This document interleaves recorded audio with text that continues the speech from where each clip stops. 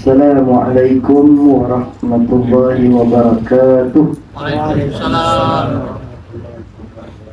Boleh dengar jelas Belakang boleh? Makcik-makcik, ibu-ibu belakang tu boleh? Boleh dengar? Boleh pula? Alhamdulillahirrabbilalamin. Segala puji bagi Allah Tuhan sekalian alam. Wabihi nasta'in, dan dengannya kita semua mohon pertolongan. Ala umuri dunia wadi, dalam urusan dunia dan urusan agama. Wassalatu wassalam ala rasulihil amin. Salawat dan salam ke atas Rasul yang jujur, Rasul yang amanah, Rasul yang berintegriti. Tak lain dan tak bukan, Rasul yang dimaksudkan ialah junjungan besar Nabi kita, Nabi Muhammad sallallahu alaihi wasallam wa ala alihi wa sahbihi ajma'in. Dan begitu juga ke atas keluarga baginda dan para sahabatnya sekalian. Amma ba'd, adapun yang demikian itu, ayyuhal mu'minun, wahai sekalian orang yang beriman, ittaqullah, bertakwalah kepada Allah, yakni dengan mengerjakan titah perintahnya dan meninggalkan apa yang ditegahnya. Usikum wa iyaya bitaqwallah, saya berpesan kepada semua dan berpesan kepada diri sendiri, mohon kita sama-sama bertakwa kepada Allah. Faqad fazal muttaqun, bahawa sesungguhnya berjayalah orang yang bertakwa. Berjayalah hidupnya di dunia, berjayalah hidupnya di akhirat, dan tidak dicampakkan dia ke dalam api neraka. Amin ya rabbal alamin. Terima kasih kepada ayahanda pengacara majlis. Saya tak sempat nak tanya nama. Ya, Cik Rozali sebagai setiausaha surau. Seterusnya kepada ayahanda pengerusi surau pun tak tanya nama tadi. Ayahanda Abdul Muttalib. Kemudian kepada Tok Batin, Tok Batin pula, Tok Sidak. Itu tempat, ini kampung orang asli Tok Batin, Tok Sidak. Tok Sidak kita Ayahanda Muhammad Jani. Seterusnya kepada ahli jawatan kuasa surau, pemimpin masyarakat. Malam ni Tok Ketua kata tadi, Sidang kata ramai YB yang datang. Dan bila saya tengok, betul lah ramai YB. YB ni ada banyak maksud, yang berkhidmat, yang bersara, dan yang bersandar. Yang bersandar pun YB juga. Tapi tak apa, saya suka orang yang bersandar. Dia pandai cari parking. Dia akan tahan lama sikit. Ceramah 3 jam pun steady je, pasal dia dah ada tempat parking. Seterusnya kepada disebutkan tadi Presiden ke betul? Perwasi saya panggil Presiden. Pengerusi Presiden macam kat Amerika pula. Pengerusi Perwanis. Saya pun tak ingatlah namanya tadi, macam ada sebut tadi kan. Seterusnya kepada semua AJK Perwanis, Persatuan Wanita Islam, dan juga para jemaah sekalian, ayah-ayah, ibu-ibu, pakcik-pakcik, makcik-makcik, pak haji, mak haji, atuk-atuk, opak-opak, datuk-datuk, datin-datin, abang-abang, kakak-kakak, adik-adik, kawan-kawan, muslimin dan muslimat, mudah-mudahan pada malam ini kita semua dirahmati, diberkati dan diampuni Allah Subhanahu wa ta'ala. Amin ya rabbal alamin. Malam ini malam Jumaat. Ada satu rancangan dalam TV tu, pengacara dia tanya, malam Jumaat buat apa? Tanya. Ada tengok tak rancangan tu? Dekat mana? TV apa? Astro Oasis. Apa nama rancangan? TMJ. Singkatannya TMJ, Tazkirah Malam Jumaat. Pengacara dia tanya, malam Jumaat buat apa? Dengar tazkirah. Baru ni ada satu masjid saya ceramah, malam Jumaat buat apa?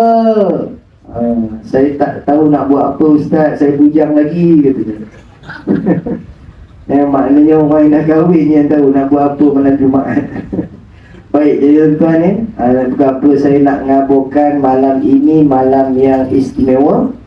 Kerana besok adalah hari Jumaat. Hari Jumaat disebut Sayyidul Ayyam, penghulu segala hari. Dan juga hari Jumaat disebut Yaumul Jumu'ah. Sebutannya Yaumul Jumu'ah. Yang kita sebut Jumaat. Orang Melaka sebut macam mana? Yaumul Jumu'ah artinya hari berkumpul. Bagi kaum lelaki diwajibkan berkumpul mereka itu di masjid ataupun di mana-mana tempat yang telah digezetkan untuk solat fardu Jumaat. Berkumpul seminggu sekali, dengar khutbah, ataupun dengar ceramah, dengar syarahan, dengar tausiah. Sekurang-kurangnya seminggu sekali adalah peringatan yang diberikan oleh imam ataupun khatib kepada kita. Sebab Nabi kata jangan lebih 40 hari. Kalau lebih 40 hari nanti melekat satu bintik hitam.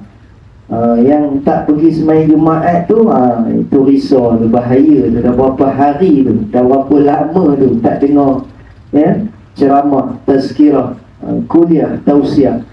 Baik, jadi satu lagi pada malam Jumaat ni maknanya ceramah pun tak boleh lama, kan? Kita kena berhenti awal, kan? Lagipun satu lagi masalahnya, sampai-sampai tadi tengok makanan dah teridang. Jadi Nabi kata kalau makanan dah teridang, kena segera makan. Solat pun boleh ditangguhkan. Sebab apa? Sebab kalau masa tu perut lapar dan kepala teringat kepada makan, jadi tak khusyuk.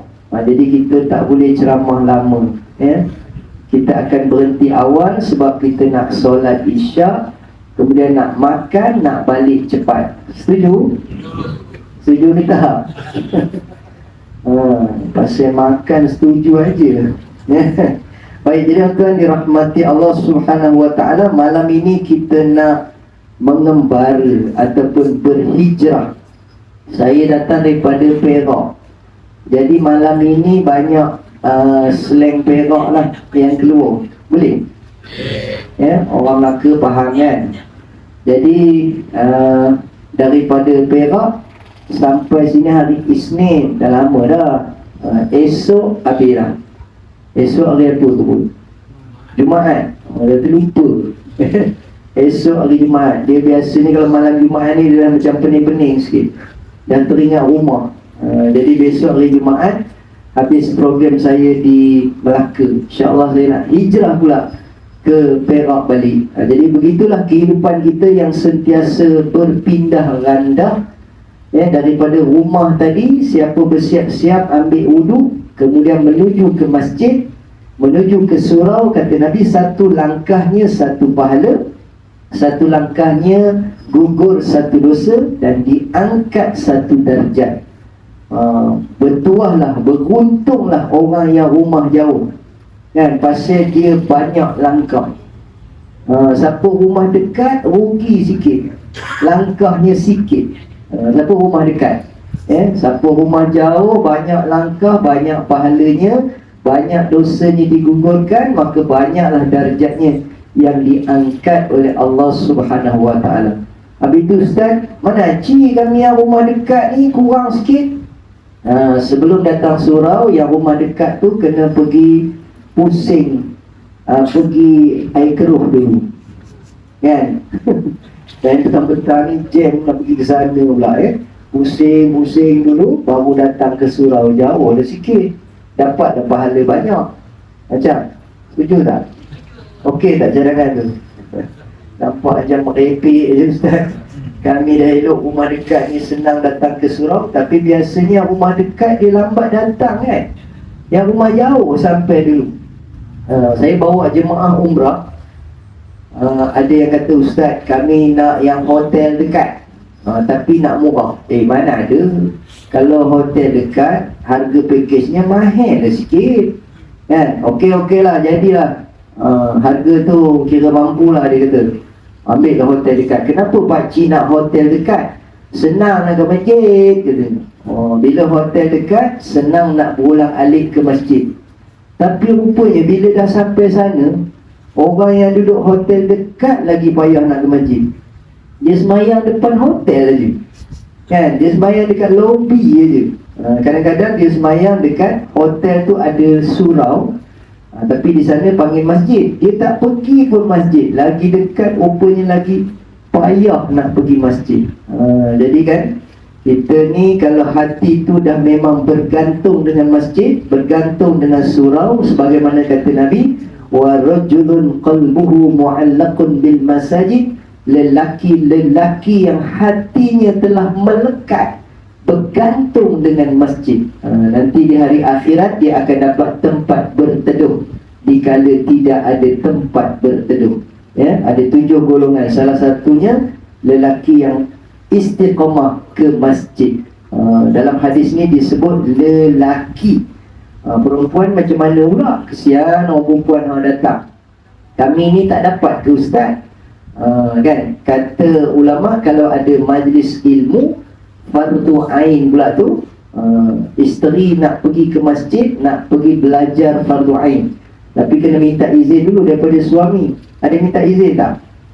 Bang, saya nak pergi masjid, nak pergi surau, ada pengajian. Suami tanya, siapa penceramahnya? Tak tahulah, tengok dalam poster tu nama ustaz tu pun pelik bunyinya, P-U-Y-E-O-P. Kalau tak silap, Ustaz Puyuk namanya. Apa buruk benar nama ustaz tu, Ustaz Puyuk. Hari itu saya ceramah, pengerusi majlis kata, dipersilakan kepada penceramah kita Puyuk, kata. Saya kata, Haji saya Haji mana ada Haji? Dalam kertas ni tulis P-U-Y-E-O-P, Puyuk lah bunyinya. Bukan Puyuk Haji, P-U berhenti, pencetus rumah. Yuk tu saya punya gelar. Saya anak sulung lelaki. Orang Perak sebenarnya yang dapat gelaran Yuk tu sulung lelaki, itu panggil Yuk. Tapi orang Melaka panggil orang Perak semua Yuk Melaka. Adik yang bongsu pun Yuk juga. Itu kira macam secara umumnya panggil Yuk tu maksudnya abang. Jadi tuan-tuan dirahmati Allah Subhanahu Wa Taala, itu baru mukadimah, belum start lagi ni. Kita nak bawa pergi mengembara ke, yang dalam gambar ni Syria. Saya campur-campur lah, ada Syria, ada Palestin. Kemudian dia tajuk dia Bumi Anbiya. Kalau ikut dalam poster tu, hijrah di Bumi Anbiya. Yang ini lain pula, Ibrah Musafir di Bumi Anbiya. Tapi cerita yang berkaitan dengan hijrah, Nabi berhijrah daripada mana? Mekah. Mekah tempat kelahiran Nabi. Nabi besar pun di Mekah. Kemudian Nabi berumah tangga pun di Mekah. Nabi diangkat menjadi Rasul pun ketika Nabi berada di Mekah. Kemudian Nabi berhijrah ke mana Nabi berhijrah? Madinah. Madinah ialah tempat Nabi berdakwah, membina kerajaan Islam yang pertama, dan akhirnya Nabi wafat di Madinah. Mekah, Madinah, dua tempat ni memang sinonim lah, memang dekat dengan kita. Dalam hati kita ni memang sentiasa teringat dan teringin nak pergi Mekah dan Madinah. Biasanya kalau pergi Mekah, Madinah buat apa? Mengerjakan haji ataupun umrah. Ustaz, makcik ni entah bila lagi giliran makcik dapat pergi haji. Kenapa makcik? Sebab sampai sekarang tak ada lagi panggilannya ustaz.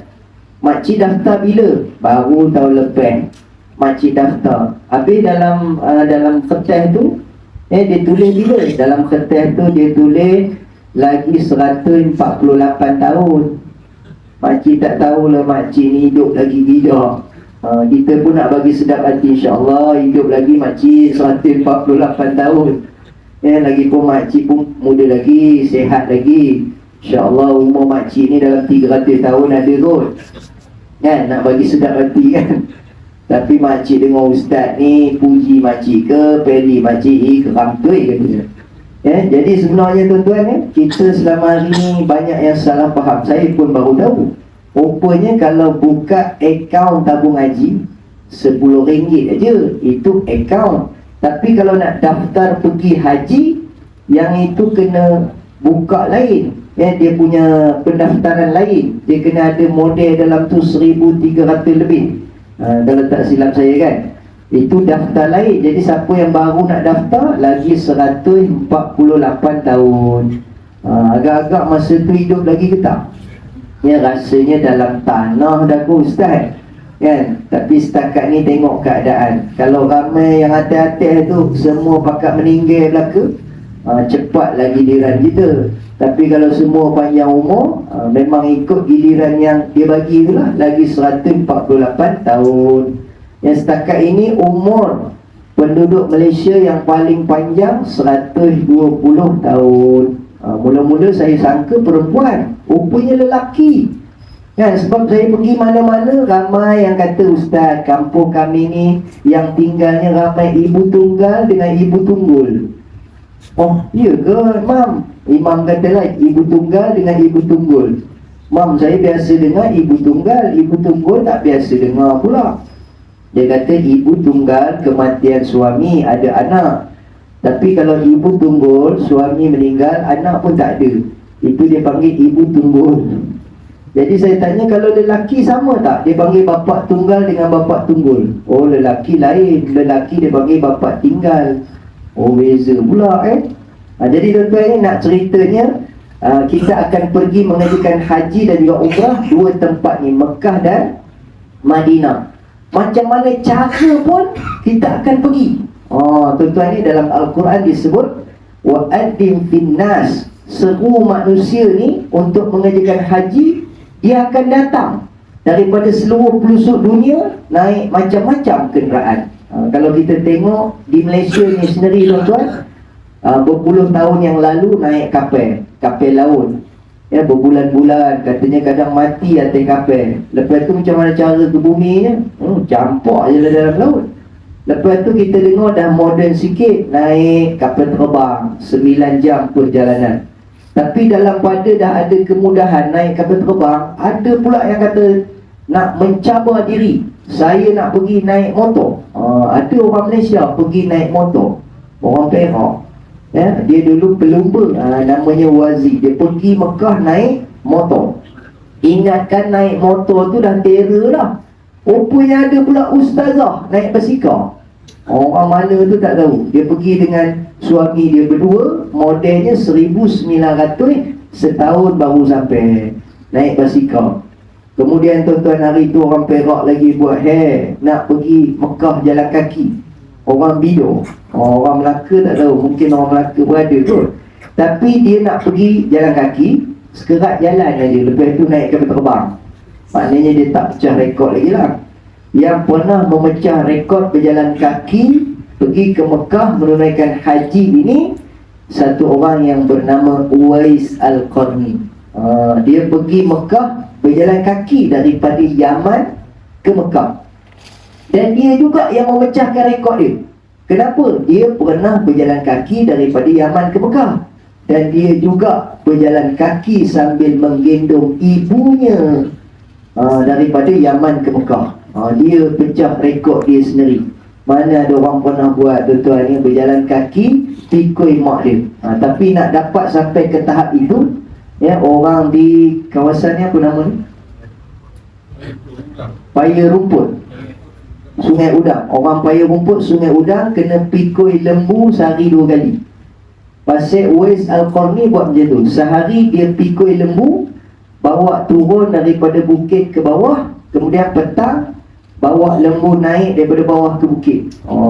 Ke terbalik ke macam itulah. Sehari 2 kali dia pikul lembu. Orang kampung kata dia dah gila.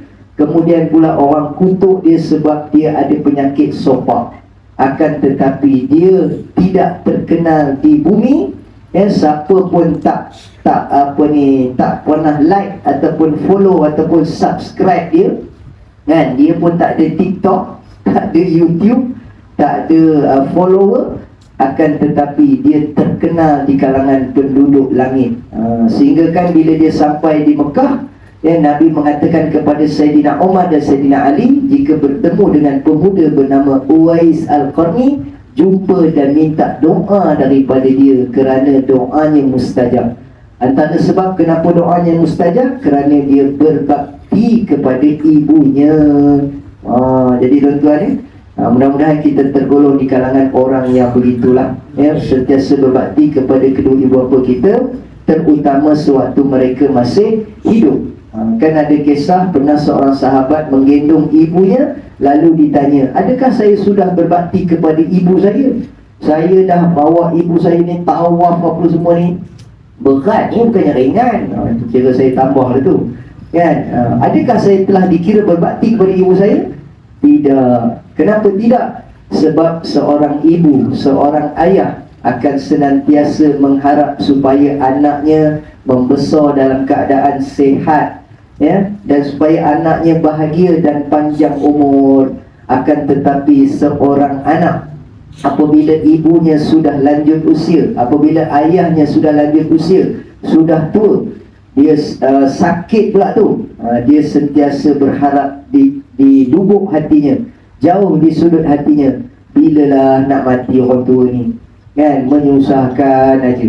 Banyak anak-anak yang macam tu sebenarnya, jauh di sudut hati ni, menunggu masa je bila mak ayah aku ni nak meninggal, dan sakit pula tu, uzur pula tu, menyusahkan orang pula tu.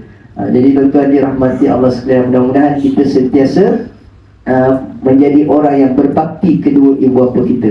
Okey, baik.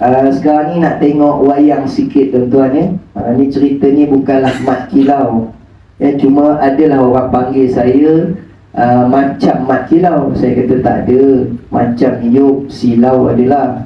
Dalam gambar ni, ni saya lah tuan-tuan tapi kadang-kadang saya pun malu nak mengaku saya, kan. Tiba-tiba pula masa tu pakai topi dengan spek mata hitam. Sebab apa? Tempat yang kami pergi ni panas terik, dekat dekat Syria. Kemudian pula cuaca panasnya memang melampau 40 hingga 50 darjah Celsius, dan sudah pun kemarau 3 tahun. Dah kemarau 3 tahun tempat ni. Tapi ni bukan baru ni tuan-tuan, tahun lepas. Ni misi korban pada tahun 2022. Ni kira dah setahun lah ceritanya. Jadi tuan-tuan, masa kami pergi di Syria tu, tempat yang kami pergi inilah beberapa bulan kemudian gempa bumi yang mengorbankan banyak nyawa, iaitu kami turun di Gaziantep yang merupakan pusat gempa di Turki. Di situ sahaja pun mengorbankan hampir 30,000 nyawa. Kemudian kami masuk ke wilayah Azaz Al-Bab Jarablus, di dalam sebuah negeri yang bernama Halab ataupun Aleppo. Di situ pun banyak terkorban nyawa. Kami sampai tu kira belum lagi lah gempa bumi tu. Kalau masa kami pergi tu gempa bumi, dengan kami pun arwah sekali. Jadi kalau saya ceramah malam ini, bukan saya lah, zombie lah yang ceramah, hantu lah yang ceramah malam ni. Jadi tuan-tuan dirahmati Allah Subhanahu Wa Taala, bila kita sebut tentang hijrah Nabi Muhammad sallallahu alaihi wasallam daripada Mekah ke Madinah.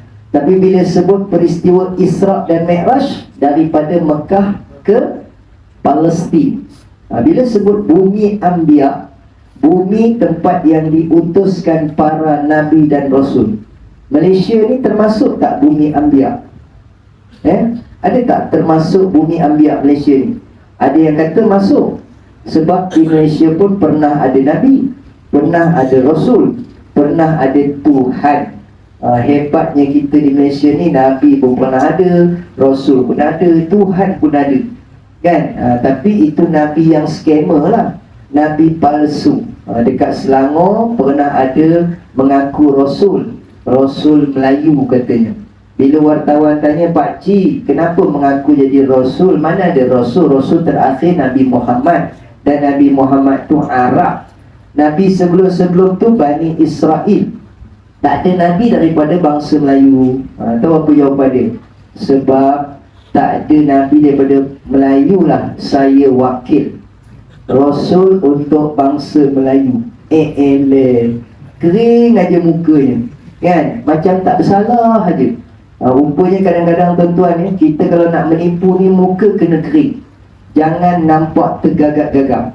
Suami bila balik lambat ke rumah, isteri tanya, "Bang, kenapa balik lambat ni bang?" Kalau kita jawab, abang kantoi, gagap, menipu, tak profesional. Cuba bila tanya, "Bang, kenapa balik lambat?" "Abang balik lambat tadi bukan apa, di masjid tu ada buat ceramah, ustaz tu pula habis lambat, lepas tu ada pula makan, lepas habis makan tadi dia orang ajak meeting pula lagi." Jadi cara jawapan tu nampak macam lancar. Macam tu. Jadi lepas ni kalau nak menipu, muka kena kering, cakap pun kena lancar, jangan gagap. Jadi tuan-tuan ya, dia mengaku jadi Rasul Melayu. Mana ada Rasul Melayu? Kemudian dekat Perak lagi teruk pula, perempuan mengaku Nabi, namanya Nabi Maryam.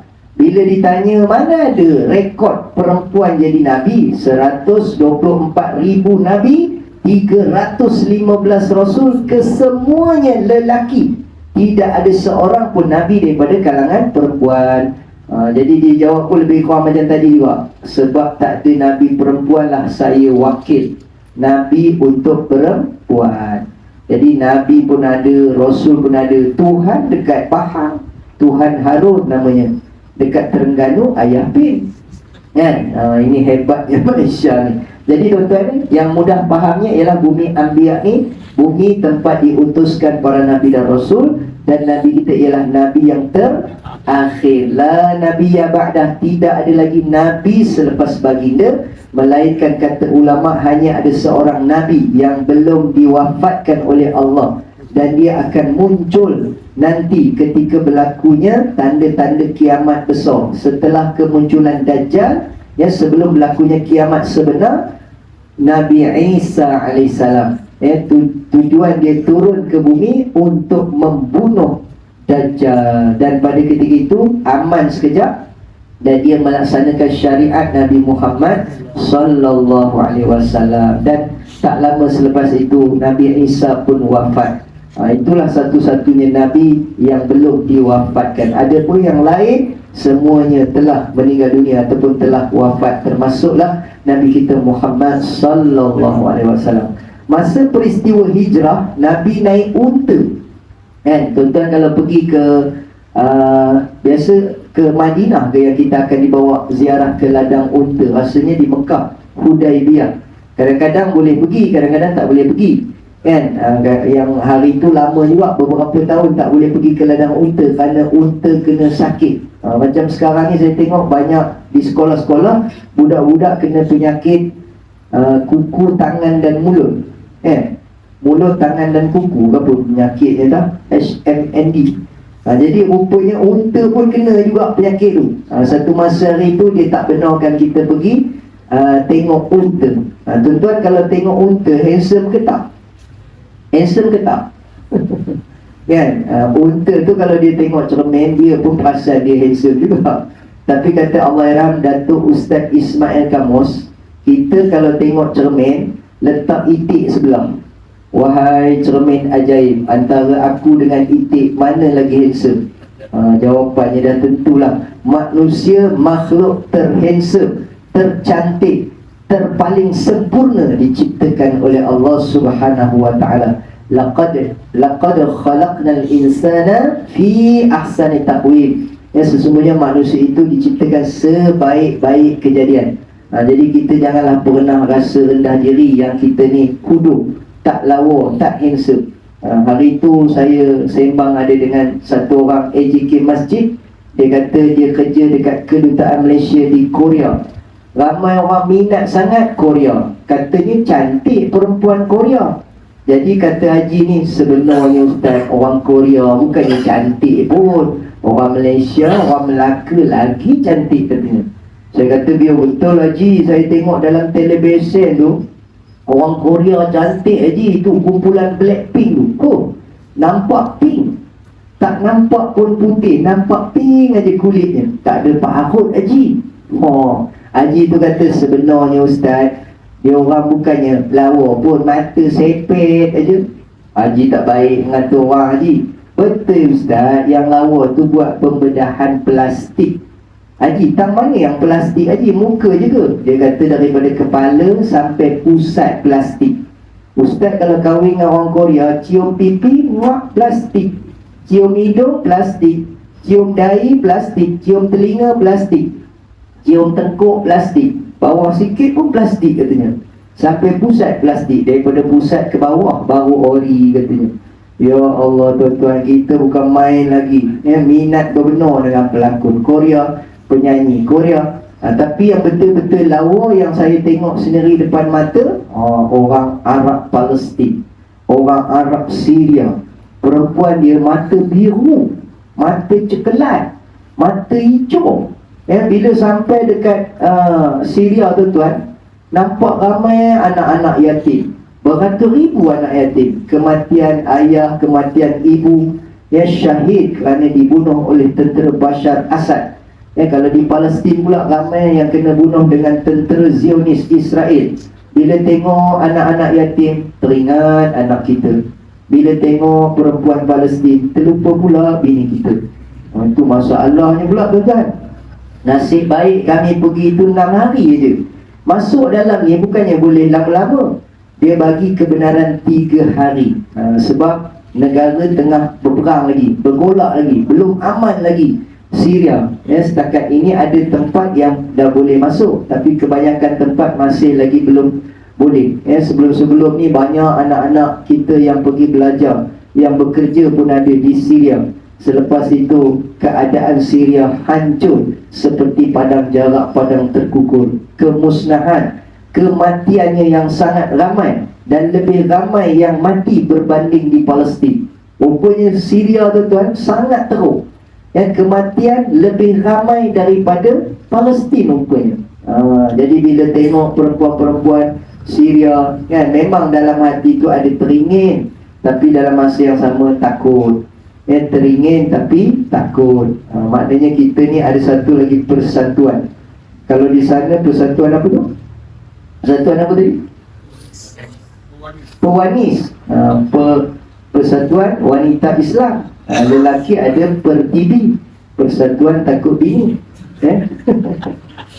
Padahal dah duduk jauh, duduk dekat Syria, apa yang nak ditakutkan? Tapi tak tahulah, kita terbayang-bayang isteri kita. Kadang-kadang dia bertukar jadi raksasa, jadi King Kong dan macam-macam lagi. Dia ada benda lah tu, ada pakaian lah tu. Jadi tuan-tuan, patutlah aman Palestin kata apa? Sebelum pergi, semua peserta misi kena buat wasiat.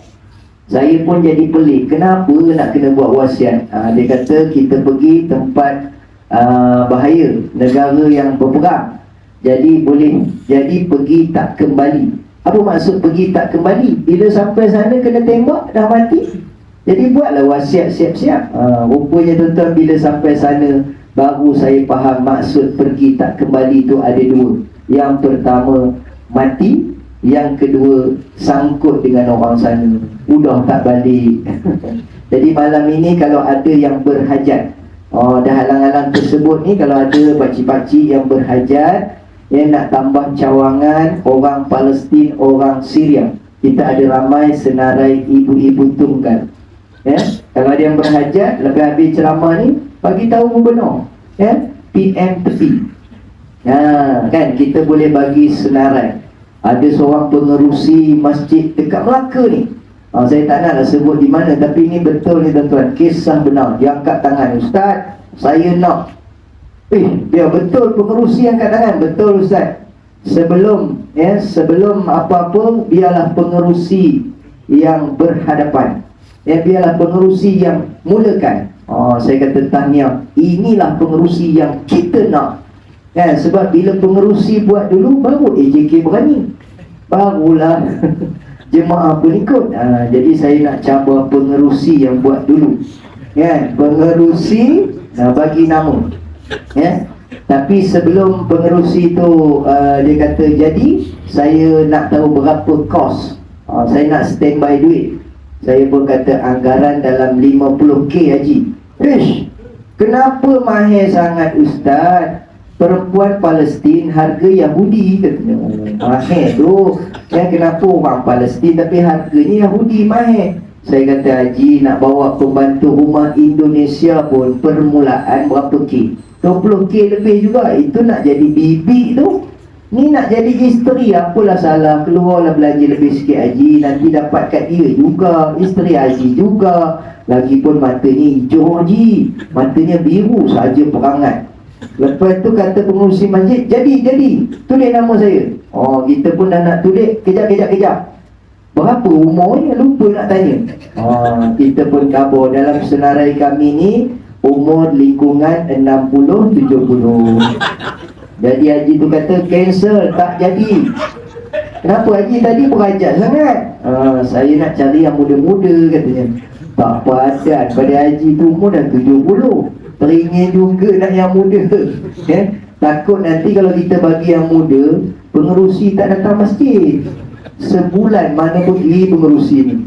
Baik saja gurau-gurau aja sebenarnya. Makcik di belakang tu nak kata macam suka tak suka. Macam gerak pun ada yang nampak sen-sen tangan pada. Tak balik ustaz ni gerak. Baik ya tuan dirahmati Allah Subhanahu Wa Ta'ala. Bila sebut hijrah ni bukannya senang. Nabi naik unta ni dah lambat. Padahal masa peristiwa Isra' dan Mi'raj, setahun sebelum itu Nabi kan naik burak. Burak ni kalau kita nak umpamakan kenderaan hari ni apa tuan-tuan? Baru ni saya sebut dalam satu ceramah saya, mungkin Lamborghini kot, Ferrari kot. Tapi ada jemaah kata, Ustaz, Myvi. Saya kata apa hal pula? Myvi kan lambat. Ustaz, Myvi king of the road. Maknanya Myvi lah yang paling laju dekat Malaysia ni lah, gamaknya lah. Kan? Jadi dulu naik Myvi, sekarang ni tiba-tiba hijrah, Nabi downgrade pula. Kan? Ibaratnya macam ke belakang pula. Naik unta. Ibarat naik apa? Naik kancil lah kita kata. Kan? Kenapa pula macam tu? Kenapa Allah tak hantar sekali lagi burak? Padahal tahun lepas dah naik burak, tahun ni macam mundur pula. Tu nak ceritanya tuan-tuan ni, yang kata hijrah ni diajarkan oleh Allah dan Rasul kepada kita, bukanlah sesuatu yang mudah. Kita nak berubah jadi lebih baik ni, dia perlu kepada kesusahan, kepayahan dan pengorbanan. Kata Sayyidina Ali, siapa yang hari ini sama seperti semalam rugi, siapa hari ini teruk daripada semalam celaka, siapa yang hari ini baik sikit daripada semalam, itulah orang yang bahagia. Maknanya tuan-tuan, kita ni nak berubah, bukan nak suruh jadi baik sangat. Baik sikit pun jadilah. Dan sekurang-kurangnya hari ini ada berubah baik daripada semalam. Baru ni saya dengar ceramah Ustaz Abdul Somad. Dia kata apa? Contoh kebaikan yang nampak remeh, kecil aja, iaitu tengok semut jatuh dalam cawan, teh tarik. Kan? Semut tu punyalah, berenang-renang dia nak menyelamatkan diri. Entah macam mana dia tergelincir ke, dia terjun dalam tu. Kita pun ulurkan jari kita, kan, angkat semut tu keluar. Itu nampak macam kecil aja, remeh aja, tetapi sebenarnya kita telah menyelamatkan nyawa, menyelamatkan makhluk Allah Subhanahu Wa Ta'ala. Selama hari ni kita buat macam mana? Kita angkat semut tu ke, kita benamkan lagi. Dia ada dua tuan-tuan ni. Satu, Nabi pernah sebut tentang lalat. Cuma lalat ni kita pula rasa macam tak gamak. Kenapa? Nabi kata bila lalat jatuh dalam cawan, dalam minuman kamu, benamkan dia. Kerana sebelah sayapnya racun, sebelah lagi penawar. Jadi bila tenggelam kedua-duanya, hak yang beracun tadi dah jadi tawar balik. Tapi kita pula tak gamak, kan? Lepas tu biasanya kita buang. Maknanya kalau kita buang air tu, membazir lah tu. Sebab kita fikir lalat ni entah pergi baru lepas hurung tarik siapa pula tadi. Lepas tu tiba-tiba terbang masuk pula dalam teh tarik.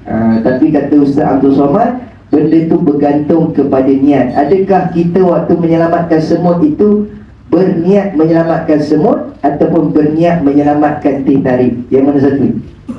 Kalau kita niat, aku nak menyelamatkan teh tarik aku, maka itulah yang kita dapat. Kita bukan niat menyelamatkan semut ataupun menyelamatkan makhluk Allah Subhanahu Wa Ta'ala.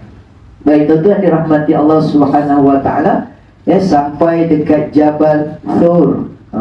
Siapa dah pernah panjat Jabal Thur? Selalu orang panjat Jabal Nur. Jabal Nur di atas puncaknya Gua Hira, tempat Nabi menerima wahyu yang pertama, tempat Nabi berkhulwah. Dulunya disebut berkhalwat, itu maknanya bersunyian, beribadah. Tapi hari ini orang guna berkhalwat, berdua-duaan melakukan maksiat. Dulu kalau kita tengok dalam sirah, dikatakan Nabi berkhalwat di Gua Hira. Nabi buat apa berdua-duaan di Gua Hira? Tak, maksud berkhalwat ialah bersunyi-sunyian.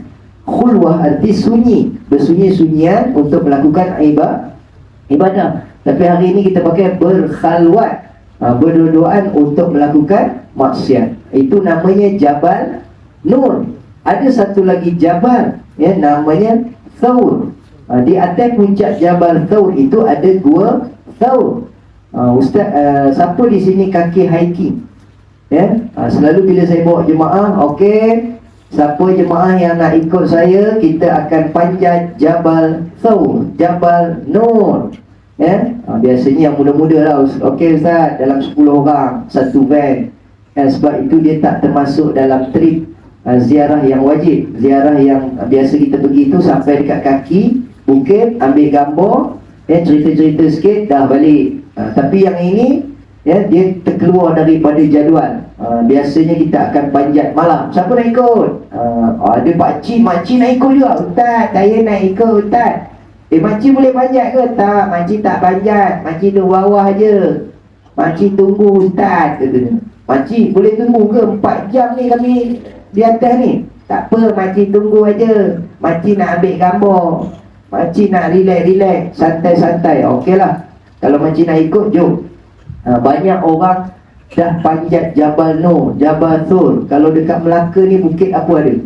Berkata-kata bukit dipanjatnya tuan-tuan, tapi kadang-kadang ada orang yang belum lagi panjat tangga masjid, belum panjat lagi tangga surau. Bila kita tanya surau tak pergi ke? Dia tanya balik, surau tu berapa ketinggian dia? Oh, surau tu 3 anak tangga je. Oh, saya tak main rendah-rendah, saya panjat yang tinggi-tinggi. Masya Allah. Jadi kepada orang yang gemar memanjat, yang kaki-kaki hiking, semua tempat yang tinggi-tinggi sudah dipanjat. Tapi kalau masjid belum sampai, surau belum sampai, itu satu perkara yang amat malang dalam hidup kita. Jadi mudah-mudahan kita semua berhijrah selepas ini, rajin-rajin datang ke masjid, datang ke surau, insya-Allah. Baik tuan-tuan, gambar ni tak berjalan lagi ni. Ni masa dah nak habis. Sebenarnya itu namanya teknik menghabiskan masa. Kan? Saya dulu dalam PU sebenarnya ceramah 3 minit aja. Tiba bila keluar dia suruh ceramah sejam, sejam setengah. Jadi saya kata macam mana nak bagi lama ni. Jadi kita celotel lah dulu. Lepas tu baru tunjuk gambar. Jadi tuan-tuan ni kita laju-laju lah sikit tengok gambar ni. Sampai dekat sempadan Turki dengan Syria ni, kami berempat. Yang seorang yang perempuan tu tuan-tuan mungkin kenal, pengacara TV Al-Hijrah, namanya Finas Yunus. Tapi dia dah berhenti dah, 12 tahun dia dengan TV Al-Hijrah. Kita tanya, kenapa berhenti? Dah elok jadi pengacara, popular kot. Dia kata malas nak kerja dekat TV dah. Kenapa? Sebab sekarang ni rating orang yang menonton TV dah berkurang. Habis itu orang tengok apa? Orang banyak tengok online, orang banyak tengok handphone sekarang ni. Yang banyaknya TV tengok orang. Tuan dekat rumah ada TV tak? Mesti ada ni, besar TV 80 inci. Tapi bukan tengok pun, TV tengok kita. Kan, kadang-kadang TV pasang, handphone pun tengok TikTok. Kan, dah tua-tua pun tengok, layan juga TikTok. Kan, TV pasang, lepas tu lama-lama tidur depan TV. TV yang tengok orang sekarang ni. Jadi dia kata, saya berhenti, kemudian buat channel TV sendiri. Sekarang ni tuan-tuan ni, siapa yang tak aktif ataupun tak begitu, kita kata apa bahasa dia, tak menggunakan media sosial ni, kira macam ketinggalan lah. Pakcik-pakcik, makcik-makcik semua ada Facebook tak? Ada TikTok tak? Ada IG tak? Cangguk tak angguk aja. Maknanya ada buat lah juga TikTok apa semua kan. Jadi Baguslah tu, gunakan untuk perkara yang berfaedah, yang baik. Buat konten-konten dakwah, kan? Jadi kita kena bersaing, kita kena lawan juga. Walaupun benda tu Yahudi yang buat. Dulu masa PKP tu saya ingat lagi, ada ustaz yang kata ini semua Yahudi, ini semua Dajjal. Segala laptop, handphone, gadget-gadget ni, ini semua ala Yahudi, Dajjal. Jadi maknanya jangan pakai langsung lah. Tapi bila PKP, ceramah tak boleh. Macam mana nak pergi ceramah ni? Sekali masa tu barulah muncul yang namanya Google Meet, apakah lagi, Skype, Zoom, StreamYard. Masa tu orang jemput ceramah guna online secara maya. Sudah, ustaz tu tadi dia kata jangan pakai handphone. Sekali orang jemput dia ceramah, apa benda dia nak pakai? Kan, dia nak pakai sebatu. Kan, jadi tak nak pakai juga handphone. Jadi kata ulama sebenarnya harus boleh kita menggunakan alat yang dicipta Yahudi, tetapi kita gunakan sebagai senjata untuk melawan balik Yahudi. Kan, kita ceritakan keindahan Islam di dalam media sosial kita. Cuma tuan-tuan ni yang ada masalah sikit lah. Setiap kali saya bawa jemaah pergi ziarah Masjidil Aqsa, maknanya pergi Palestin, tuan-tuan, saya lebih kurang setahun 2 kali lah. Sebelum Ramadan hari itu saya pergi ziarah Masjid Aqsa. Kemudian dalam bulan 9 ni saya ada pergi sekali lagi. Biasanya saya pergi setahun 2 kali, kadang-kadang setahun sekali. Antara dia punya masalah, problemnya apa dia? Kadang-kadang bila jemaah dah sampai sana, yang mengeluarkan visa Israel. Yahudi yang mengeluarkan visa, kita nak pergi ziarah Palestin. Apa hal pula Yahudi yang keluarkan visa? Yahudi yang mengeluarkan permit ataupun kebenaran kita nak masuk Palestin. Itu bermakna Palestin telah dikuasai Yahudi, tuan-tuan. Hanya tinggal 11% sahaja yang betul-betul milik umat Islam. Lain daripada itu, semuanya telah dikuasai oleh Yahudi. Dan sebab itu kalau tuan-tuan nak pergi Palestin, katalah malam ini tuan-tuan Google Map nak tengok kat mana Palestin ni. Ustaz cerita Palestin ni dekat Korea ke, dekat India ke, dekat sebelah Endon ke. Kita pun Google Map, type Palestin. Macam saya nak datang Melaka, setiap kali datang, dah beratus kali datang, pakai Waze, pakai Google Map, type tempat yang saya nak pergi tu, dia pun tunjuk, dia pun bawa pergi situ. Tapi kalau tuan-tuan type Palestin dalam Google Map, tidak keluar Palestin. Yang keluar ialah Israel. Maknanya apa? Yahudi telah memadamkan Palestin daripada peta dunia. Dia dah padam, dah siap-siap. Dan memang itulah agenda dia. Dia nak menawan bumi Palestin itu. Dan kita sebagai orang Islam tidak boleh membiarkan Yahudi mengambil, menjajah, merampas Palestin. Kerana Palestin juga adalah tanah air kita. Baik, sebelum saya cerita pasal tanah air kita Palestin ni, saya lupa nak cerita yang tadi tu. Apa dia? Antara masalahnya, ada jemaah yang tiba-tiba keluar visa rejected. Baru ni waktu saya bawa gerung tu, 3 orang visa dia reject. Tapi dia reject tu dah sampai sana baru dia kabur. Kalau masa kita dekat Melaka ni dia kabur, visa tak lulus. Jadi kita pun tak payahlah pergi, pasal kita punya niat tu nak pergi Palestin, nak pergi ziarah Masjid Aqsa. Tapi dia sengaja, dia sengaja buat macam tu. Sampai sana baru dia bagi tahu 3 orang ni tak lepas. Lepas tu bila kita tanya ejen di sana ni, kenapa yang 3 orang ni tak lepas, apa masalah dia? Kata ejen di sana, saya pun tak tahu, tak ada alasan. Tapi kebiasaannya Yahudi ni dia akan cek kita punya media sosial. Ada tak kita post benda-benda yang menyokong Palestin, ambil gambar derma Palestin, buat ayat-ayat sokong Palestin, dan kita mengutuk Israel. Rupanya tuan-tuan, Yahudi ni cepat koyak. Bila kita kutuk dia, dia koyak. Bila dia tengok kita ada kutuk dia, dia tak lepaskan kita pergi Palestin. Tu yang kata Yahudi ni tuan-tuan. Jadi dinasihatkan siapa nak pergi tu, dia kena padamkan semua posting-posting yang berkaitan dengan menyokong Palestin dan juga mengutuk Israel. Kalau boleh padam terus sekali Facebook apa semua tu. Baik, jadi tuan dirahmati Allah sekalian, cerita Palestin, cerita Mekah, Madinah ni sebenarnya berkait rapat dengan kehidupan kita. Ustaz, saya ni duduk Melaka, tanah air saya Melaka aja. Ustaz jangan sebut tempat lain. Kalau tempat yang boleh pergi pun, saya nak pergi Mekah, Madinah. Balik daripada mengajar haji dan umrah, saya nak pergi Korea. Kenapa nak pergi Korea pula? Tak ada. Saya memang nak pergi Korea juga. Lantak lah Ustaz nak kata apa pun. Tuan-tuan, kalau mengikut turutan, ke manakah tempat yang kita kena pergi apabila kita keluar daripada tanah air kita? Ustaz, saya dia keluar daripada Melaka ni, saya jadi nak pergi Perak. Kenapa pula nak pergi Perak? Sebab dekat Melaka jam, tambah-tambah cuti sekolah. Hari tu saya datang Melaka cuti sekolah tuan-tuan. Orang Melaka kata apa? Ustaz, kenapa Ustaz datang Melaka? Kenapa pula? Saya nak datang Melaka lah, nak melawat Melaka. Best apa datang Melaka ni? Ustaz datang Melaka time cuti sekolah. Ni jam. Kami orang Melaka pun tak keluar rumah. Kalau keluar pun kami keluar terus daripada Melaka. Oh macam tu saya ni kira silap dah ni Kalau nak datang time kerja, time hari biasa, bukan time cuti sekolah. Nanti Ustaz melekat bekerja-kerja. Jadi tuan-tuan ni, itu kalau kita nak pergi ke Perak, ke mana-mana lah. Tapi kalau keluar daripada Malaysia, Nabi kata la tushaddur rihal illa ila thalathati masajid. Jangan bersusah payah untuk sampai 3 masjid. Kata ulama, bermusafir mesti 3 tempat ni dulu. Yang pertama kata Nabi, Masjidil Haram di Mekah, Masjid Nabawi di Madinah, dan yang ketiga Nabi kata Masjidil Aqsa di Palestin.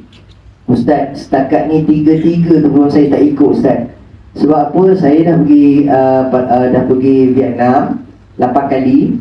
Saya pergi Jakarta hari tu, shopping-shopping sebelum raya hari tu, Jakarta, Bandung 4 kali. Lepas tu saya pergi Thailand. Sekarang ni Thailand dah buka. Saya pergi Hat Yai, saya pergi mana lagi, Bali, saya pergi Krabi. Habis banyak luar negara ni, banyak. Amerika mesti dah pergi Ustaz. Mekah dah pergi? Mekah belum sampai seru katanya. Madinah pun sama juga, belum sampai seru. Palestin lagi lah belum. Itu tak masuk dalam senarai.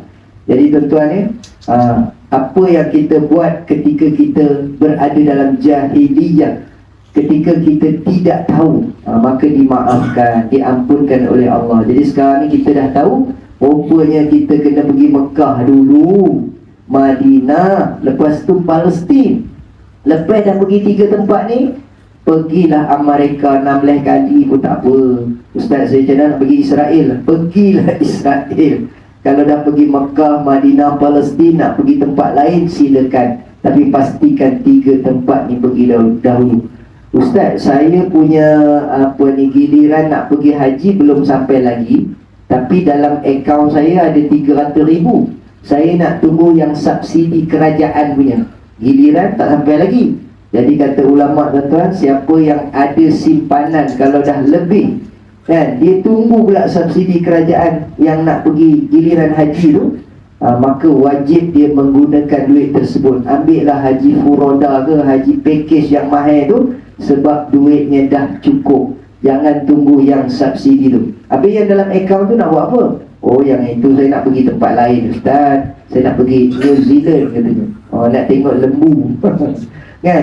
Itu sebenarnya benda-benda kesilapan yang banyak kita lakukan sebelum ni. Jadi tuan-tuan dirahmati Allah sekalian, banyak lari ni. Boleh ajak sikit musik? Musik pun angguk lain macam. Saya pun rasa kalau Ustaz berhenti awal lagi bagus kata. Okey tuan-tuan, adalah kita buat projek-projek kerjasama dengan NGO di Turki, betul lah, di Turki. Projek kita di Syria tu, antara NGO yang membantunya ialah NGO daripada Turki. Sebab sekarang ni wilayah yang kita masuk tu dikuasai oleh Turki. Azaz Al-Bab Jarabus, kita buatkan jalan raya, buatkan taman permainan. Taman permainan ni untuk kanak-kanak. Tapi tuan-tuan, baru ni kan ada viral taman permainan kanak-kanak yang buayan tu, kan ada buayan yang jenis macam bersabung tu untuk baby. Tapi ada orang besar masuk. Bila dia masuk, udah melekat, tak boleh keluar, kena panggil bomba. Jadi jangan kata-kata nak main permainan kanak-kanak. Ya, hari ni kita tengok pun masjid-masjid surau-surau baru dalam plan dah ada playground, taman permainan kanak-kanak. Kenapa pula sekarang ni surau masjid nak buat taman permainan kanak-kanak? Sebab kita nak jadi masjid dan surau yang mesra kanak-kanak. Selama hari ni kita punya masjid dan surau dia kurang mesra dengan kanak-kanak. Tambah-tambah bila budak datang, biasanya budak ni kalau ada di masjid dia duduk senyap ke berlari, main. Kalau budak tu berlari, itu normal sebab namanya budak. Tapi kalau di masjid, di surau, masa time kuliah, time solat, ibu bapa berlari, bapak budak dengan mak budak main kejo-kejo. Itu pelik. Yang itu kena tangkap, ikat dekat tiang, bogilkan. Pasal apa? Itu pelik. Kalau budak-budak berlari, itu biasa sebab namanya budak. Ada seorang habib, dia kata, ibu-ibu, ayah-ayah, ibu-ibu, bapa-bapa, jika kalian lihat kanak-kanak berlari-lari di masjid, biarkan. Kalau nak dimarah pun cakap baik-baik dengan mereka. Sebab apa? Sebab boleh jadi kanak-kanak itu berlari kerana rumahnya sempit. Bila dia datang masjid, datang surau, lapang lah. Dah macam padang, dia pun lari, seronok dia. Jadi kita pula pergi jekah dia. Ada seorang budak tuan-tuan pernah tanya, Ustaz, tadi kan pakcik tu marah. Pakcik yang mana tu? Tok Siap. Biasanya Tok Siap garang biasanya, tapi di sini okey. Okey Tok Siap. Contohlah ni, biasa Tok Siap dia garang dengan budak. Budak tu pun tanya, Ustaz, tadi pakcik tu dia marah. Pakcik tu cakap apa? Tapi tak faham lah Ustaz. Dia pun cakap, pakcik kalau dia marah dia akan cakap Jerman. Memang budak-budak tak faham. Sebab pakcik tu kata, dia cakap Jerman. Jadi tuan-tuan, kadang-kadang budak pun pening, tak faham apa. Dan pernah terjadi satu kes, kan kena marah budak-budak ni. Ada seorang tu menangis berbenar, teriak lah. Orang Perak kata teroyak. Kalau orang Kedah kata teriak. Kalau orang Pahang kata tempoyak. Sama ke maknanya? Tempoyak, teriak. Lain kan? Kalau orang Melaka cakap apa? Kan? Budak tu teriak, dah menangis teriak, menangis berbenar kan? Menangis betul-betul menangis ni. Nah, datang pula budak tu masuk dalam masjid. Masuk pula dalam masjid, terus meluru ke depan. Rupanya yang kena marah tu anak penceramah, anak ustaz yang kuliah tu kena marah. Sekali Tok Siap tu, alamak, anak ustaz. Dia pun datang, minta maaf ustaz, saya tak sangka pula anak ustaz. Saya ingatkan kalau anak ustaz mestilah duduk depan dengar ceramah ustaz. Dia duduk diam. Sebenarnya yang main dekat belakang tu siapa? Cucu pengerusi, anak ustaz, anak tu imam, kan? Budak-budak memang macam tu. Mana ada anak ustaz tengok ceramah bapak dia duduk depan, dia pun dah tak lalu nak mendengarnya. Baik, jadi tuan ni sama macam isteri, kan? Isteri kalau ada time suami dia ceramah, dia rumah pun buat ni pun itu yang kita risau tu, kalau isteri duduk belakang tu nak cakap tak lepas. Jadi sebab itu kena selalu ditinggalkan, sayang isteri tinggalkan. Baik, tuan ni kita buatkan taman permainan, kita buatkan apa lagi? Yang ini sebenarnya nak tunjuk ni tuan-tuan, yang tadi tu selingan aja. Kan namanya pun misi korban. Kita pun sembelih lembu dengan kambing dekat sana. Alhamdulillah, 400 ekor kambing, 30 ekor lembu. Itu dekat Syria. Palestin banyak lagi lah. Satu bahagian 1,900. Seekor kambing 1,900, satu bahagian lembu 1,900. Mahal tak?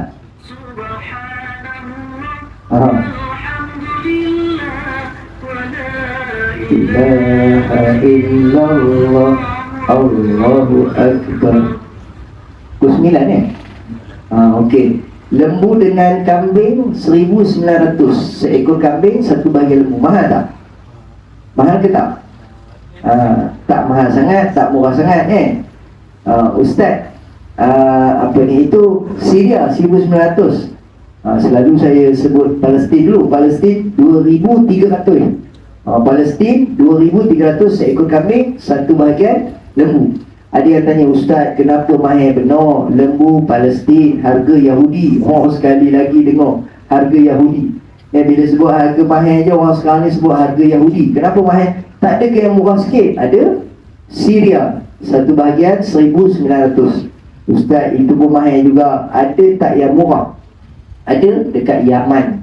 Yaman, satu bahagian lembu ataupun satu ekor kambing 700. Ustaz, kenapa murah sangat? Tak ada yang mahir sikit ke?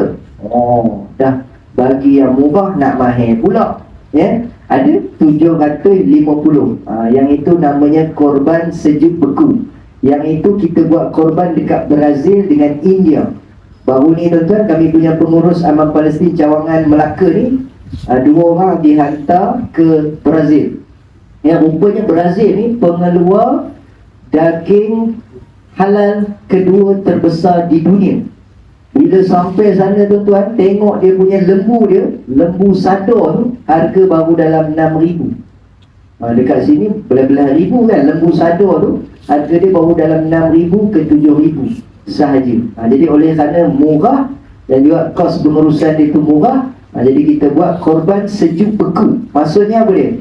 Lepas dah disembelih apa semua, dilapah, di-freeze-kan daging tu, dihantar ke Palestin dan Syria pada musim sejuk.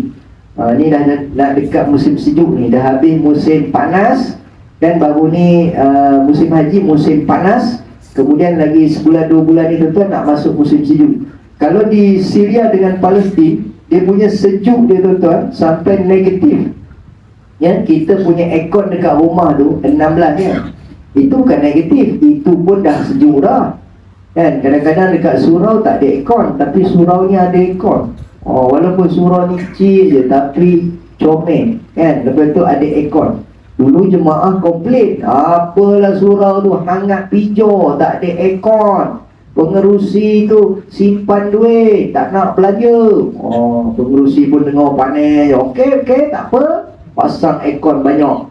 Yang komplain tu, tengok mana perginya. Mana pergi yang komplain tu? Cepat panggilkan Din. Contohlah Din, namanya, nama saya tu kan, yang siapa nama Din yang terasa pula. Okey, lepas tu Din, kau tak datang surau ke? Sekarang surau dah sejuk, dah pasang aircon. Tak nak aku pergi, sejuk, nak terkecil pula. Hari tu tak ada aircon, panas, hangat pijo. Ni dah ada aircon, tak nak datang juga. Sejuk, nak terkecil. Dulu masa PKP kan, AJK surau kena maki.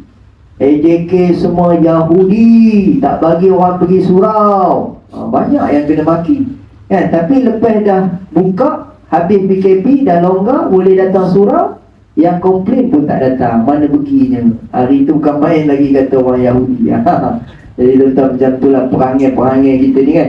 Jadi nak ceritanya apa tadi? Lembu dengan kambing di sana ni tuan-tuan, kalau tengok gambar ni, tuan-tuan tak rasa pelik ke? Saya berdiri sebelah tu, elok je, tak ada kena sondol.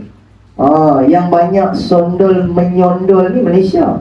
Ada penyondol. Baru dalam 2-3 bulan ni kecoh sondol menyondol. Kan? Itu malas lah kita nak ulas kan. Tapi ceritanya dekat sana lembu dengan kambing ni jinak lah. Saya pun pelik. Saya nak ambil gambar, nak buat video. Biasalah kita ambil gambar, buat video kan, promote pula untuk kempen tahun depan. Kita pun takut-takut nak berdiri. Sekali pengembala kambing tu, dia kata berdiri je, lembu tu tak menyondol. Dia cakap perak. Dia cakap Arab, ahli bahasa lah. Tak ada, dia tak menyondol katanya. Berdiri je, lembu tu jinak. Kita pun pergi dekat-dekat, betul lah, tak ada menyondol. Sebab kita tengok viral dekat Malaysia. Masa saya pergi tu, dekat Malaysia viral, Tok Imam kena tanduk dengan lembu, Tok Bilal kena tendang, lembu lari masuk highway. Kan? Siapa lembu lari masuk highway? Rupa-rupanya tuan-tuan, lembu tu lari pasal apa? Kita asah pisau depan dia. Kalau kita belajar bab hukum fiqh, dari segi adab mengasah pisau ataupun kita kata alat untuk menyembelih, tidak dibenarkan mengasah di hadapan binatang korban. Yang ini asah depan tu, siap angkat lagi, tanda cat katanya.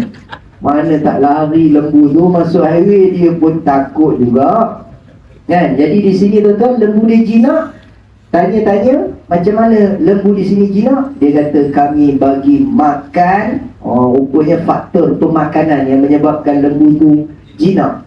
Okey, siapa boleh teka lembu dengan kambing makan apa dekat sana? Baru ni dekat berapa? Roti. Baru ni ada jemaah kata nasi Arab katanya. Lembu tu makan nasi Arab. Ni baru saya dengar jawapan makan roti. Ada lagi? Baik, jawapannya lembu dan kambing di Syria makan rumput. Sama macam lembu di Melaka makan rumput juga. Cuma bezanya apa dia? Rumput dicampur dengan kurma. Kami tengok sendiri dekat dia punya gudang dia mesin rumput, kemudian mesin kurma campur. Lembu dengan kambing makan kurma. Patutlah jadi gemuk, jinak, baik. Jadi pengajarannya apa dia tuan? Kalau orang tak makan kurma, lagi teruk daripada lembu. Lembu pun makan kurma kan? Baru ni tuan-tuan ni saya tak tahu malam ni ada ke dah habis. Selalunya kami bawa kurma daripada Palestin. Tak pasti malam ni ada ke dah habis lah. Tuan-tuan, kalau tengok kurma paling besar, saiz dia memang besar, panjang, besar, itu namanya kurma Mekjol daripada Palestin. Kalau kurma ajwa, dia tak besar sangat. Ada juga yang besar sikit, tapi dia taklah sebesar kurma Mekjol. Tapi paling mahal kurma ajwa, ataupun dikenali sebagai kurma Nabi. Dan ada lagi mahal, namanya ajwa aliyah, iaitu kurma yang ditanam di tempat tinggi di Madinah. Ajwa aliyah dia lagi mahal, harga dalam sekilo 100, 120. Tapi Mekjol harga dia RM90. Tu ada seorang pakcik tu habis-habis ceramah, dia pun cari mana kurma Palestin yang besar tadi ustaz cakap tadi. Kita pun tunjuk lah. Besar Palestin punya, panjang katanya kan. Berapa harganya? Pakcik nak yang mana, yang 500 gram ke yang sekilo? Kalau yang sekilo ni RM90. Kenapa kurma Palestin harga Yahudi sekali lagi keluar kan? Kenapa mahal katanya. Jadi tuan-tuan yang tahu harga pasaran dia memang macam tu. Kurma daripada Palestin yang besar. Kemudian kalau tengok buah-buahan dia pun semua besar-besar. Tembikai besar meja kan? Besar dia punya tembikai dia. Kurma dia besar dan buah-buahan dia memang subur. Maknanya cerita tanah Syria ni ataupun bumi Syam ni memang subur. Itu antara sebablah kenapa Yahudi nakkan sangat. Okey, kemudian apa lagi gambar?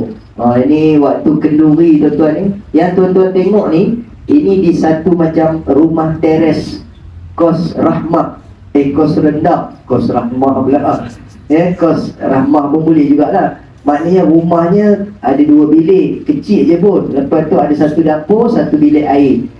Itu kita buatkan setelah mereka itu duduk di kem-kem pelarian dalam kemah yang daif. Jadi kita buatkan, Abang Palestin buatkan 220 biji rumah, hasil daripada sumbangan rakyat Malaysia. Kami ni perantara je. Kemudian tuan-tuan tengok ni, yang ini tak payah dengar lah. Ada video sikit ni. Yang ini waktu kenduri raya korban yang kedua, kita buat jamuan, kita sembelih 62 ekor kambing, kita bagi makan kepada pelarian-pelarian Syria. Tuan-tuan tengok, dia punya polistrin dia besar tau. Besar daripada polistrin kita. Orang Arab ni dia makan portion dia banyak. Sebab tu kalau orang yang biasa makan di restoran Arab ataupun tengok orang Arab makan, satu talam tu dia boleh makan berdua habis, ataupun bertiga macam tu lah. Kita satu talam tu berempat ataupun berlima. Baru ni saya ajak jemaah saya pergi makan dekat ladang kurma Majid ataupun Ariyah Taibah tu. Bila makan berempat tak habis. Jemaah kata, ustaz ni bukan berempat, sepatutnya bertujuh. Bertujuh baru habis, berempat tak habis ustaz. Ini Arab boleh lah. Jadi kepada tuan-tuan yang berajak tadi nak kahwin dengan orang Arab, kena fikirkan dari segi maintenance tinggi sikit lah. Dia makan ayam seko, Kan? Jadi tuan-tuan yang duduk di sini nampak gayanya macam orang berada, orang ada-ada kan. Mampulah insya-Allah. Ya, kalau dapat kahwin dengan orang Arab insya-Allah ya. Yang ini kita dengarlah sikit tuan-tuan. Masya Allah, Alhamdulillah, petang yang sangat meriah sekali di Jarablus, Syria, di perkampungan Atta, apabila pada petang ini Aman Palestin meraihkan lebih 2,500 pelarian Syria yang dijamu dengan 62 ekor kambing hasil sumbangan daripada rakyat Malaysia. Masya Allah, Finas tak pernah menghadiri Aidil Adha Feast semeriah ini, Ustaz. Okay, inilah suasana yang kita harapkan, di mana pada raya Aidil Adha ini kita mahu memberikan kegembiraan kepada wajah-wajah mereka. Lihatlah muka-muka mereka yang gembira menerima sumbangan daging haiwan korban yang telah anda sumbangkan kepada pelarian-pelarian Syria di sini. Kami di Jarablus sekarang ni di perkampungan Atta yang mempunyai 220 rumah yang ditaja oleh Aman Palestin. Begitu juga kita ada sekolah Aman Palestin di sebelah sana, dan insya-Allah kita harapkan lahirnya generasi-generasi harapan yang akan lahir di perkampungan ini, insya-Allah. Insya-Allah. Okeylah. Yang saya cakap tu tuan-tuan tak payahlah dengar sangat. Saya pun tak minat sangat tu. Yang wartawan yang nombor 3 tadi tu dengar saya cerita je lah. Baik, jadi itu apa ni, kita punya wartawan lah, ataupun dia pengacara TV. Cara dia bercakap tu pun sedap sikit. Saya malas nak tunjuk yang saya punya tadi. Memang cakap pun tergagap-gagap. Baik, jadi tuan-tuan, apa bantuan yang telah kita sampaikan? Alhamdulillah, orang Malaysia ni pemurah lah tuan-tuan. Mungkin sebab itulah gamaknya Allah masih melimpahkan rezeki, keamanan, kebahagiaan, dan macam-macam lagi nikmat kepada orang Malaysia, khususnya orang Melaka yang baik hati. Kita ni tuan-tuan, kalau pergi Mekah Madinah pun orang sana kenal tak kita? Tapi kadang-kadang dia sebut Indonesia, kita pun mengaku je lah Malik nak panjang-panjang kan. Tapi kadang-kadang kita jawab lah Malaysia. Oh, Malaysia. Bila sebut Malaysia, dia akan sebut nama pemimpin negara kita kan. Dia akan sebutlah Tun Mahathir, siapa lagi? Najib. Kadang-kadang Rosmah boleh sebutnya. Rosmah, lagi apa? Ismail Sabri, Anwar Ibrahim. Dia sebut nama pemimpin negara. Lepas tu dia sebut nama artis, Jamal Abdillah, Siti Nurhaliza, Fatah Amin disebutnya. Yang baru ni saya pun terkejut. Dia kata Alif Syukri, katanya. Alif Syukri pun kenal juga. Datuk Seri Vida. Datuk Seri Vida pun dia tahu. Maknanya dia ambil tahu tentang Malaysia. Dan kadang-kadang tuan-tuan ni sekarang ni kalau pergi tengok dekat kedai-kedai dia, siapa yang baru balik umrah ke, baru balik haji, ada nampak tak dekat kedai dia tulis apa? Malu apa bosku tulis. Dekat kedai tu dia gantung malu apa bosku. Lepas tu ada satu ayat lagi, mana-mana rancak berdosa. Yang itu boleh tulis, ya Allah kan. Dia tak tahu ke maksudnya berdosa tu. Dia tengok apa yang trending dekat Malaysia, apa yang tengah kita cakap-cakap kan. Sampai kan dia nak tarik kita punya perhatian kita. Jemaah Malaysia ni dia buat macam tu. Yang maknanya dia kenal dengan Malaysia. Malaysia ni, orang Malaysia bila kita datang Palestin, datang Syria, mereka memang sangat-sangat seronok dan kenal dengan orang Malaysia yang sangat pemurah. Kita ni nak kata kaya sangat pun tak, tapi nak kata kedekut pun tak. Kita ni sederhana. Kata Nabi, ittaqun nar walau bisyqqi tamrah. Takutlah kamu kepada neraka walaupun sedekah hanya sebelah tamar sahaja. Tak dapat bagi sikit, bagi banyak pun jadilah. Macam terbalik dia punya. Yang mana satu? Tak dapat bagi sikit, tak dapat bagi banyak, bagi sikit pun jadilah. Saya setakat ni seronok di Melaka ni apa dia? Bila saya pergi je ceramah, habis je kawan mesti ada, Ustaz, saya minta maaf Ustaz, kita punyalah kempen pasal sedekah, infak, wakaf. Tiba-tiba bila dah lepas ceramah dia kata minta maaf Ustaz. Dalam hati kata mesti tak bawa duit lah baca ni kan. Minta maaf Ustaz, saya nak sedekah tapi tak ada duit kecil. Duit besar boleh? Ya Allah, boleh berbenar pakcik. Pakcik nak bagi berapa? Biasa kalau sedekah ni saya bagi RM1 aja. Tapi malam ni terbawa 100 lah pula. Boleh ke Ustaz 100? Ya Allah boleh pakcik. Banyak orang Melaka macam tu. Dia bagi duit besar. Lepas tu datang pula seorang lagi, pakcik Ustaz saya minta maaf, minta bawa duit juga lah ni. Tak apa pakcik, tak bawa duit tak apa. Tak, saya minta maaf, duit tak bawa, cek aja ada. Boleh? Boleh pakcik. Berapa pakcik nak bagi? Nah, Ustaz tulis sendiri kata. Ya Allah, orang Melaka ni banyak betul duitnya. Ada pula makcik-makcik, Ustaz saya minta maaf tak bawa duit. Habis makcik bawa apa pakcik? Saya cuma nak bagi gelang dengan rantai je. Boleh Ustaz? Boleh. Kadang-kadang kita jumpa dalam tabung tu gelang. Mungkin orang Sungai Burung apa tempat? Sungai Udang, Sungai Burung pula. Paya Rumput, Sungai Udang. Malam ni kita tak tahulah apa yang ada gamak ni. Yang ada dalam tabung tu mungkin rantai, gelang, cincin semua ada gamak. Malam ini kita jangka kutipan dalam 30,000 insyaAllah. Baik, jadi tuan-tuan ni tengok sikit lagi dah nak habis lah.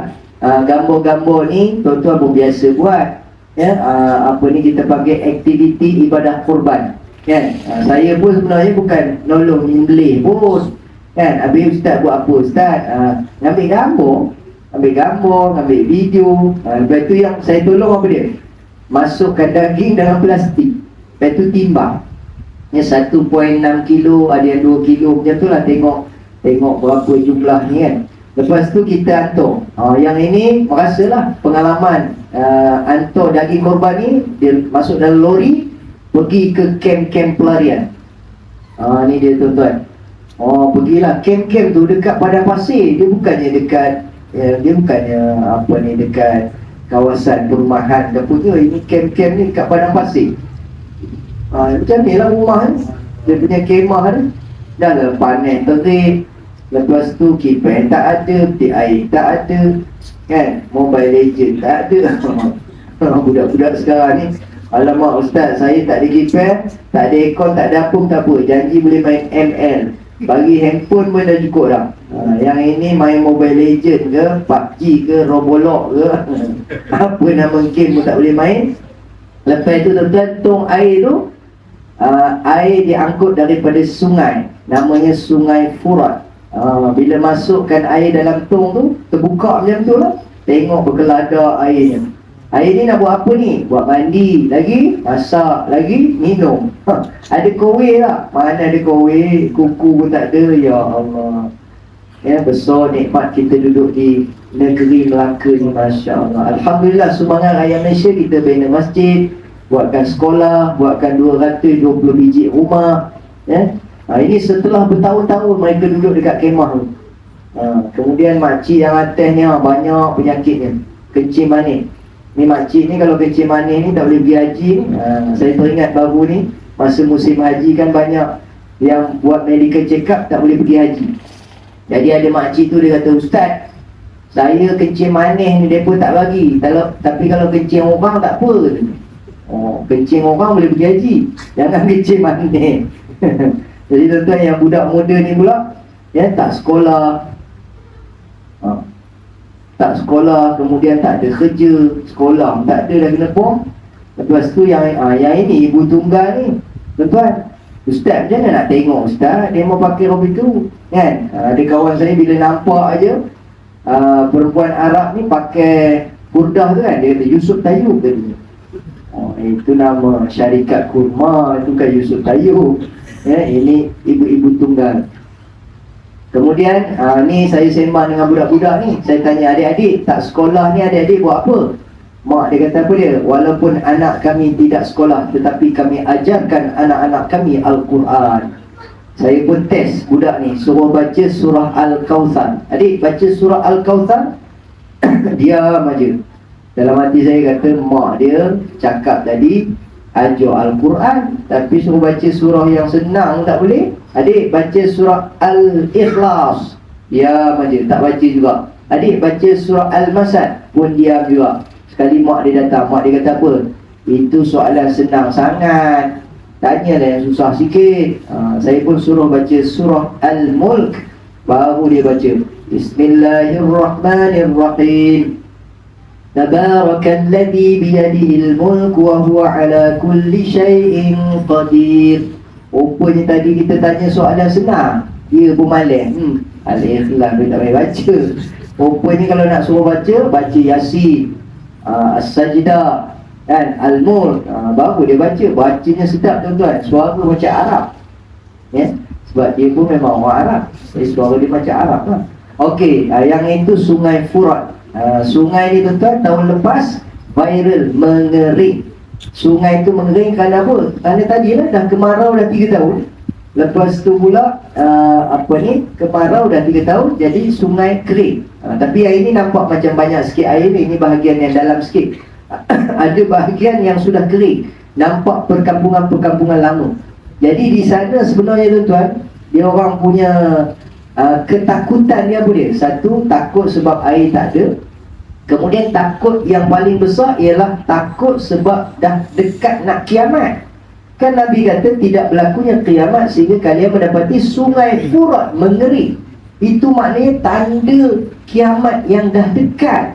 Jadi di sana dah takut. Lepas tu bila kemarau, kan Dajjal muncul ketika musim kemarau. Dajjal dia akan muncul ketika itu musim kemarau. Masa itulah dia gunakan kuasa magic yang Allah bagi kepada dia. Dia boleh menurunkan hujan, dia boleh menghidupkan tanam-tanaman, menghidupkan orang yang mati. Masa itu orang yang lemah iman akan menjadi pengikut Dajjal. Ya, saya telefon kawan saya dekat Melaka. Kan? Nama kawan saya itu katalah namanya Amirul. Ya, Amirul, Melaka macam mana? Sini dekat nak kiamat. Amirul kata sini lambat lagi. Kenapa pula? Sini hujan, sungainya melempak. Sana lambat kiamat, sini kiamat dulu.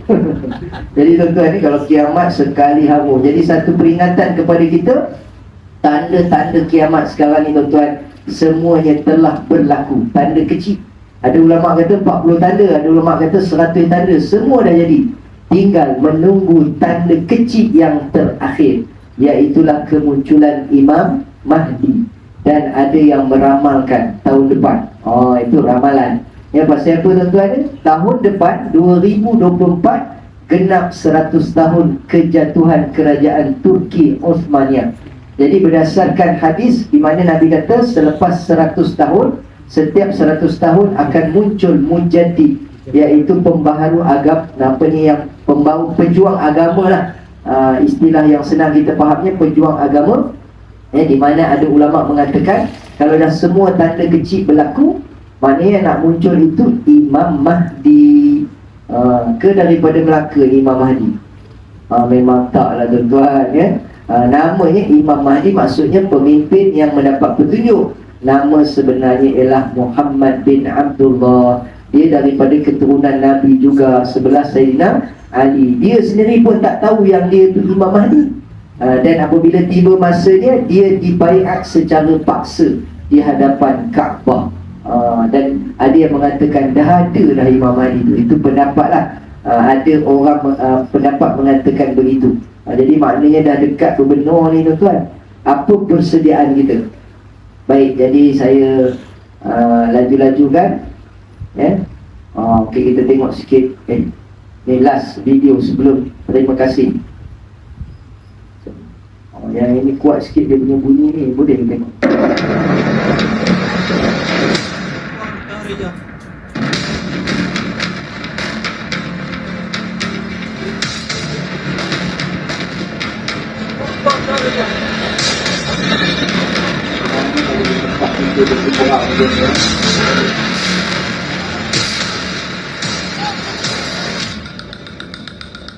دارية 15/2014.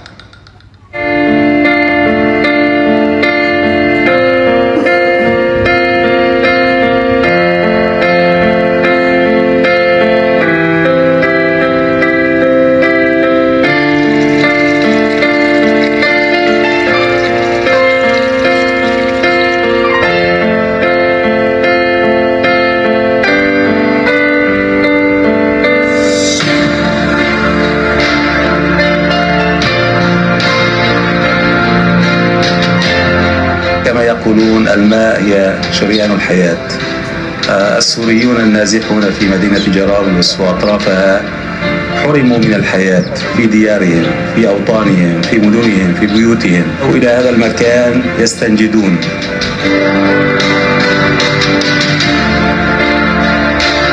Pada hari ini kami berada di belakang Sungai Furat yang mana akan menjadi satu pusat projek air bersih yang kita akan berikan kepada pelarian-pelarian dan mangsa perang yang berada di Jarablus. Sekarang ini mereka berada di dalam pasca peperangan. Mereka ingin membangunkan kehidupan mereka.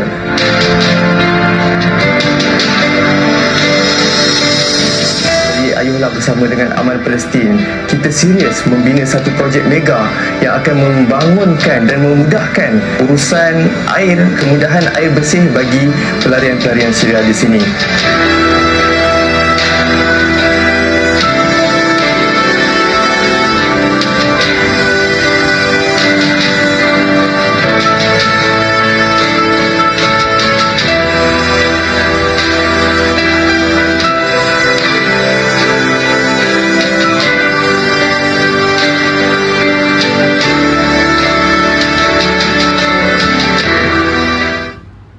Okey tuan-tuan ya.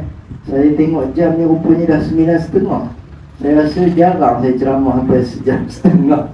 Cuma dekat surau ni dia pecah rekod lah. Ya, sebab tengok semuanya macam memberikan perhatian. Ya, Alhamdulillah. Minta maaf tuan-tuan ni kerana terlajak. Boleh? Boleh maafkan. Boleh datang lagi tak? Boleh belah?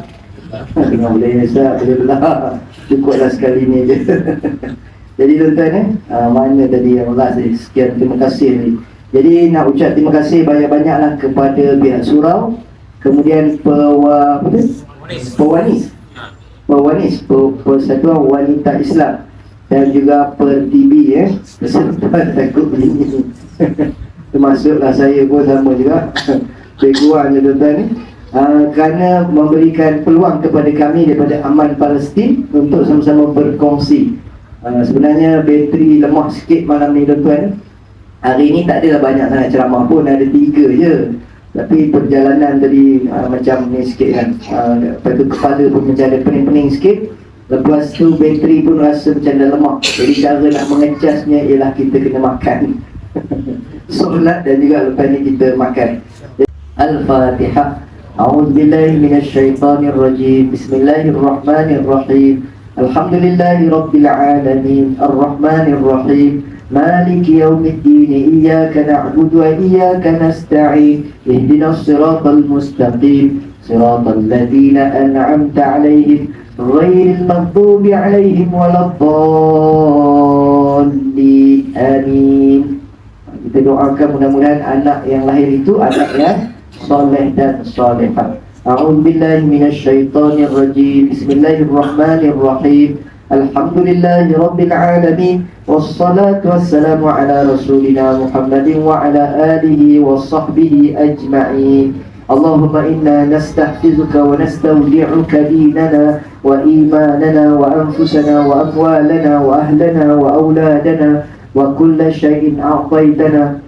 Allahumma ja'alna wa iyyahum fi kanafika wa amanika وعياذك وجوارك من كل شيطان مريد وجبار عنيد وذي عين وذي بغ وشر كل ذي شر إنك على كل شيء قدير. اللهم جملنا بالعافية والسلامة وحقنا بالتقوى والاستقامة وأعذنا من موجبات الندامة في الحال والمآل إنك سميع الدعاء. واغفر لنا وارحمنا ووالدينا وإخواننا وأحبابنا ولمن أحبنا فيك ولمن أحسن إلينا ولمن كان له حق علينا ولجميع المسلمين والمسلمات والمؤمنين والمؤمنات برحمتك يا أرحم الراحمين. ربنا آتنا في الدنيا حسنة وفي الآخرة حسنة وقنا عذاب النار. وصلى الله على سيدنا محمد وعلى آله وصحبه أجمعين والحمد لله رب العالمين. تقبل الله منكم منا ومنكم تقبل يا كريم. السلام عليكم ورحمة الله وبركاته.